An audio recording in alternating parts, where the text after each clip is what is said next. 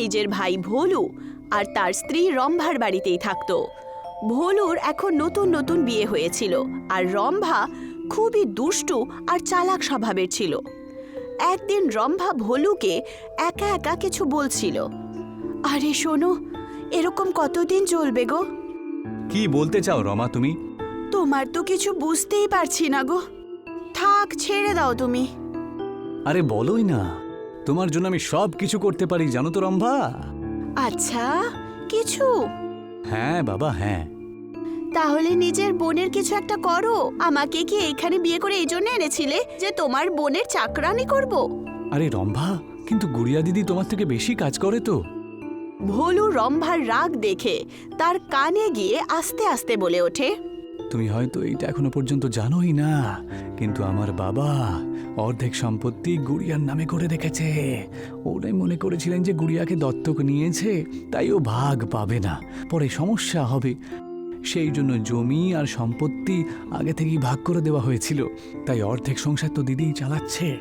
সেই জন্য এরপর থেকে আর এরকম আজে বাজে কথা বলো না ওকে নিয়ে।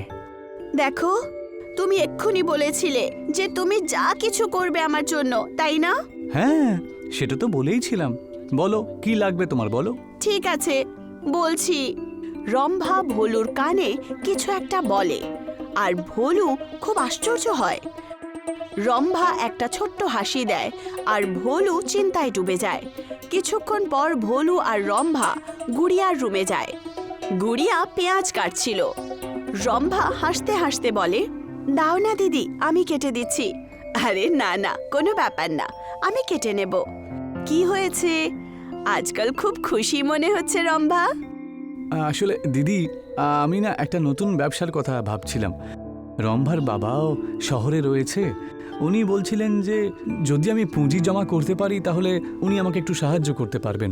আচ্ছা, এটা তো খুবই ভালো কথা ভোলু। তাহলে অসুবিধা কিসের? বোনকে ছেড়ে যেতে চাইছো না নাকি? হ্যাঁ দিদি, সেটাও কথা। আর আরও একটা কথা যেটা ভয়ের চোটে উনি বলতে পারছেন না।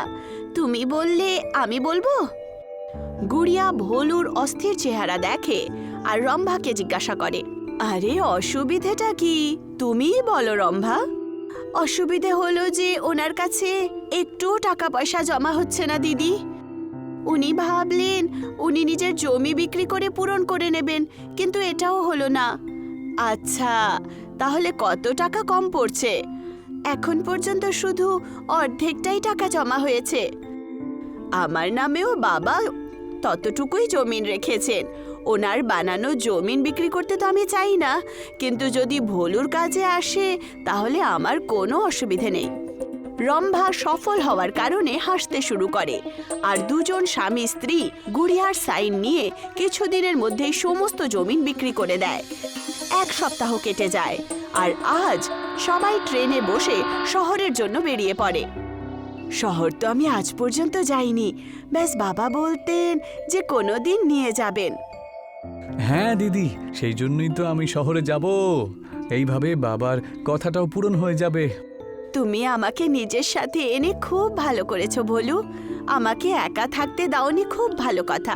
আরে দিদি, তোমার কারণেই তো আমরা শহরে যাওয়ার পয়সা জুটিয়েছি আর ওনার ব্যবসারও। এতটা তো আমি করতেই পারি, তাই না রম্ভা? কথাবার্তা বলতে বলতে অনেক সময় কেটে যায় আর সবাই স্টেশনে পৌঁছে যায়। ভোলু, রম্ভা আর গুড়িয়ার সাথে একটা স্টেশনে নামে। আমরা কি শহর চলে এসেছি ভোলু? হ্যাঁ দিদি, আমরা এসে গেছি। খুব খিদে পেয়ে গেছে। কি রম্ভা? হ্যাঁ, খিদে তো পেয়েছে। ওখানে দেখো, ওই যে সিঙ্গারার দোকান মনে হচ্ছে। আমি তো অনেক শুনেছি, আমি সেটাই খাবো।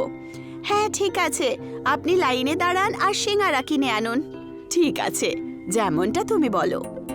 ভোলু আর রম্ভা ট্রেনে গিয়ে বসে পড়ে আর গুড়িয়া সিঙ্গারা কেনার জন্য লাইনে দাঁড়ায়। রম্ভা, এটা কি সত্যি সত্যি ঠিক হবে? তুমি চুপ করো তো, এইভাবেই ছুটি পাবো। এখন শান্তি করে বসো আর একদম অস্থির করবে না।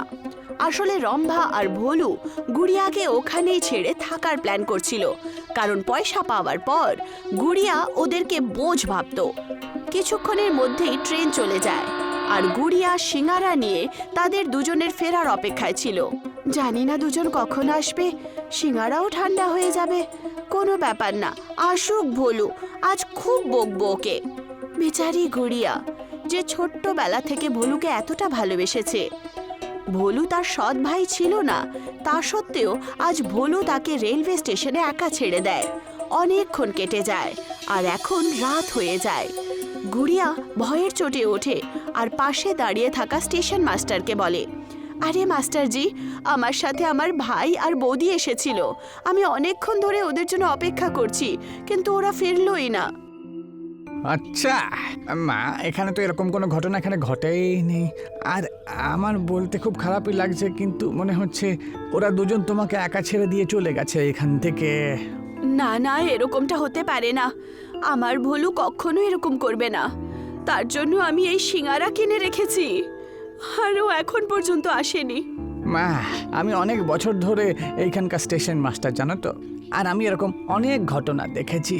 যদি তোমাকে এখানে কেউ ভুলবশত ফেলে রেখে চলে গিয়ে থাকে, তাহলে তো সে এতক্ষণ এখানে চলে এসে তোমাকে নিয়ে যেত। গুড়িয়ার চোখে জল চলে আসে। সে এই ব্যাপারটায় বিশ্বাসই করতে পারছিল না যে আসলে তার সাথে ভোলু কখনো এরকমটা করবে। আমি তো বুঝতেই পারছি ওরা দুজন তোমাকে এখানে ছেড়ে চলে গেছে। ভোলু, রম্বা। দুদিন কেটে যায়, গুড়িয়া কিছুই খেলো না। তার অবস্থা খুবই খারাপ হয়ে গেছিল।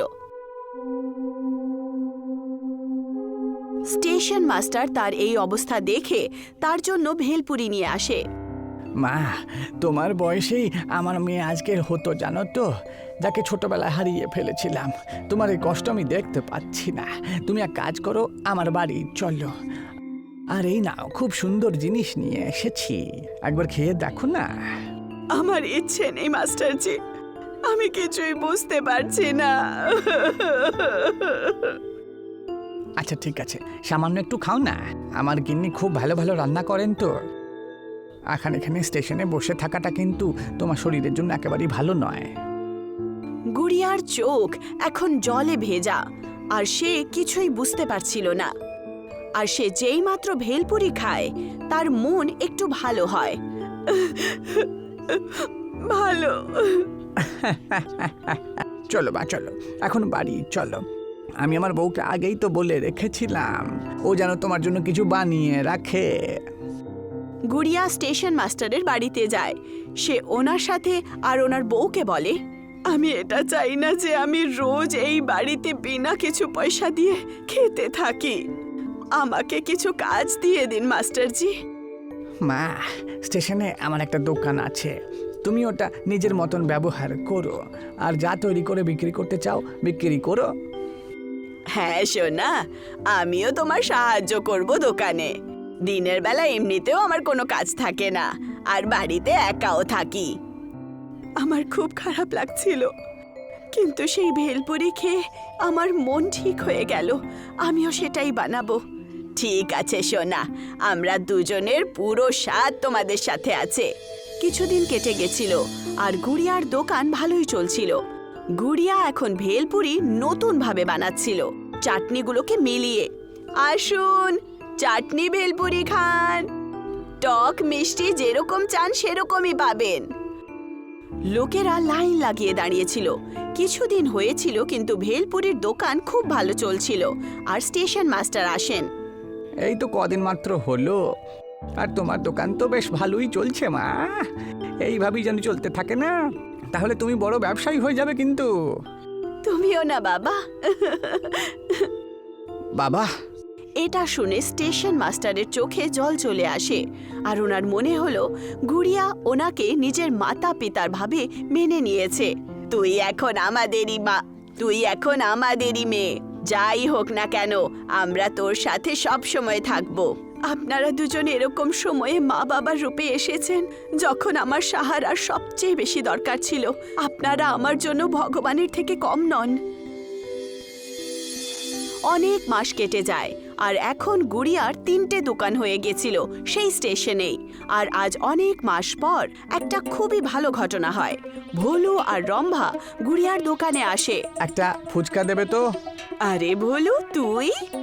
দিদি, তুমি এখানে কি করছো? দোকানে কাজ পেয়েছে হয়তো কারোর দয়ায়। চলো, এখন দুটো ভেলপুরি দাও। হ্যাঁ, এক্ষুনি দিচ্ছি। দুজনই ভেলপুরি নিয়ে খেতে খেতে কথা বলতে শুরু করে। চলো, এখন তো তোমার খারাপ লাগবে না, না? এখন কম করে ও কোনো কাজ তো পেয়েছে। হ্যাঁ, চলে যাই। তক্ষুনি ওখানে স্টেশন মাস্টার আসেন আর গুড়িয়াকে বলেন, মা, তোমার 4টে দোকানের হিসেব চলে এসেছে তো। আর সব থেকে আনন্দের খবরটা শোনো। সেটা কি বাবা? এইবারে লাভ তো লক্ষ লক্ষ টাকা হয়েছে গো। এই সব কিছু তো আপনারই বাবা। যদি আপনি না থাকতেন, আমার বাবার পর কারোর থাকার অনুভবই হতো না। লাখ টাকার লাভ, তুমি শুনলে? হ্যাঁ, তাই তো শুনলাম রম্ভা, কিন্তু কিন্তু টিন্তু কিচ্ছু না, চলো আমার সাথে। রম্ভা ভোলুকে নিয়ে গুড়িয়ার কাছে আসে। ও দিদি, একটু শোনো। আমরা সেদিন তোমাকে ভুলে এগিয়ে গিয়েছিলাম, আর তারপর পয়সার ব্যবস্থাই হলো না, তাই আজ এখানে আসলাম। কেন গো? হ্যাঁ দিদি, ও ঠিক কথাই বলছে। তুমি আমাদের সাথে চলো। আমাদেরকে ক্ষমা করে দিন দিদি। আমি তো কতদিন ধরে ঘুমোইনি আপনার চিন্তায়। খুব খুশি যে আপনি নিজের ব্যবসাও বানিয়েছেন। হ্যাঁ দিদি, খুব চিন্তা হচ্ছিল আমাদের। আমাদের ক্ষমা করে দেবে তো তুমি? তোমরা দুজন। না বাবা, অন্যদের কাছে কেন রাগ করব? আর ভোলু, এতে ক্ষমা করার কোনো ব্যাপার নেই। তুমি যেই কারণে আমার সাথে এরকম করলে, বা যার কথাই মেনে এরকম করলে, কিন্তু সত্যি এটাই যে মাস্টারজির থেকে বেশি আমার এই জীবনে আর কেউ নেই। দিদি শুনুন তো, আশা করি আপনার ভেলপুরি ভালো লেগেছে, আবার আসবেন। রম্ভা আর ভোলুর কাছে আর কোনো শব্দই থাকে না। দুজনই হতাশ হয়ে ওখান থেকে চলে যায়। মা, আমায় ক্ষমা করো। আমার হয়তো ওদের উপর রাগ করাটা উচিত হয়নি। না বাবা, ভুলটা আমারই। কিন্তু আমি চাই না যে আপনি এই লোভী মানুষের সাথে কিছু বলেন। আপনার আর মায়ের অনেক ভালোবাসা পেয়েছি। আপনাকে ছেড়ে আমি কখনোই যাব না। আর এই ভেলপুরির দোকানটাকে আরো বাড়িয়ে তুলব। গুড়িয়া, যার ভাগ্য এত খারাপ ছিল আর এরকম ভাবে ছিল যাতে বেরোতেই পারবে না, কিছু ভালো লোকের সাহারায় আর নিজের ওপরে বিশ্বাস রেখে আজ সে একজন ব্যবসায়ী ছিল, আর সফলতা তার পেছনেই ছিল।